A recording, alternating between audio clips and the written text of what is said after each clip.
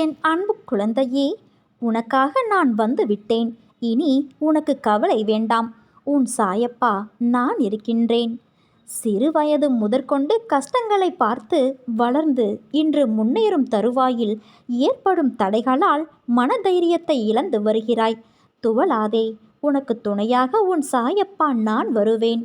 உன்னை சிம்மாசனத்தில் அமர்த்தும் வரை நான் நிச்சயம் உன்னை தாங்குவேன். இது உன் சாயப்பாவின் என் சத்திய வாக்கு. உன் கஷ்டமான வாழ்க்கை மாற வேண்டும் என்று நீ என்னிடம் வந்துள்ளாய். என்னை நம்பி வந்த உன்னை நான் கைவிட மாட்டேன் என் தங்கமே. நீ நினைத்ததை நான் நடத்தி காட்டுவேன். உன் நம்பிக்கை என்றும் வீண் போகாது. உன் விதி என்பது கஷ்டம்தான் என்று சொன்னவர்களிடம் நீ தைரியமாக சொல், என் அப்பன் சாயி இருக்கையில் எந்த துன்பமும் எனக்கு வராது என்று. விதியையும் மாற்றுவேன். உன்னோடு இருந்து உன்னை உயர்த்துவேன். தைரியமாக இரு என் தங்கமே. சீரடி சாயிநாதன் நான் இருக்க உனக்கு ஏன் பயம்? குறிக்கோள் இல்லாமல் அலைபவர்களுக்கு மோட்சம் எந்த விதத்திலும் கிடைக்காது.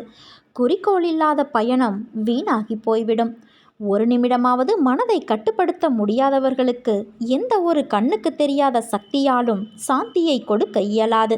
மிக்க மனக்கலக்கத்தோடு எதிர்பார்க்கக்கூடிய விஷயம் நமக்கு நன்மை செய்வதாக இருக்க வேண்டும். உனக்காகவும் சம்சாரத்திற்காகவும் பந்தங்களுக்காகவும் கவலைப்படுவதால் அலைச்சலை ஒழிய சாந்தி எப்படி கிடைக்கும்? நான் எப்போதும் சொல்லிக்கொண்டு இருப்பது, உணவு உடைக்காக கவலைப்பட வேண்டாம். பிராப்தத்தின்படி கிடைக்கக்கூடியது கிடைக்கும். எப்போதும் நீ கவலையோடு இருக்காதே. மறுபிறவி இல்லாத வாழ்க்கை ஜீவர்களின் கையிலேயே இருக்கிறது. யார் முக்தியை விரும்புகிறார்களோ, யார் மோட்சத்தை நாடுகிறார்களோ அவர்கள் கோரிக்கைகள் அற்றவர்களாகவே இருக்க வேண்டும். தேகப்பற்று, மனைவி, மக்களின் மீது பற்று முதலியவற்றிலிருந்து விலகி என்னை சரணடைய வேண்டும்.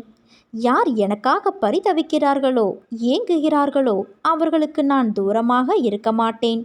அவர்களுக்கு மற்றவர்களை விட மிக நெருக்கமாக இருப்பேன். இறுதி காலம் வரை எனக்காகவே ஏங்குபவர்கள் நிச்சயமாக என்னுள் ஐக்கியமாவார்கள். அவர்கள் நாவில் இருக்கும் என் நாமம் அவர்களுக்கு மீண்டும் மறுபிறவி இல்லாமல் செய்துவிடும். நிரந்தரமாக செய்யப்படும் என் நாம ஜெபம் என்னிடமே அவர்களை சேர்க்கின்றது. என் வார்த்தைகளின் மீது நம்பிக்கை வைத்து செயல்படு. அன்பு குழந்தையே, உன்னிடம் ஒன்றை நான் சொல்ல வேண்டும். வாழ்க்கையில் எப்போதுமே உன் முன்னே இருப்பதை மட்டும் கவனி. உன்னை பின்னோக்கி இழுக்கும் எந்த ஒரு விஷயத்தையும் யோசித்து கூட பார்க்காதே. பார்த்தால் உன்னால் முன்னே இருக்கும் வழியை பார்க்கும் தருவாயை நீ தவற விடுவாய். உன்னிடம் ஒரு குறை இருக்கிறது. எல்லாவற்றிலும் அதிகம் யோசித்து அதை பெரிதாய் நினைத்து புழுங்கிக் கொண்டு உன்னை நீயே காயப்படுத்திக் கொள்கிறாய். அதை தவிர்த்து வா. உன் கர்வம், ஆணவத்தை தூர எறி. உனக்கு நிச்சயம் வெற்றி கிடைக்கும். உன்னை புரிந்து கொள்ளாமல் உன்னை பற்றி ஒன்றுக்கு இரண்டாக பேசியவர்களின் உண்மை முகத்தை நீ பார்த்தாயா? அவர்களிடம் இருந்து விலகி செல். அவர்கள் அப்படித்தான் என்று தெரிந்த பிறகு அவர்களை நம்பி உன் நிம்மதியை நீ இழந்து விடாதே.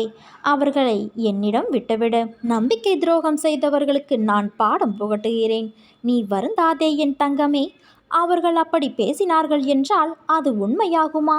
எனக்கு தெரியும் என் குழந்தை எப்படி என்று. நீ கண் கலங்காதே. அவர்களுக்கு நான் புரிய வைப்பேன் என் செல்வ குழந்தையே. நீ வாழ்ந்து காட்டு. அவமானப்படும் பொழுது அவதாரம் எடு. வீழ்கின்ற போது விஸ்வரூபம் எடு. புண்படுகிற போது புன்னகை செய். வாதாடுவதை விட்டுவிட்டு வாழ்ந்து காட்டு என் தங்கமே. நீ நம்பிக்கையோடு இரு. நல்லதே நடக்கும். உன் சாய் நான் இருக்க பயம் ஏன் உனக்கு?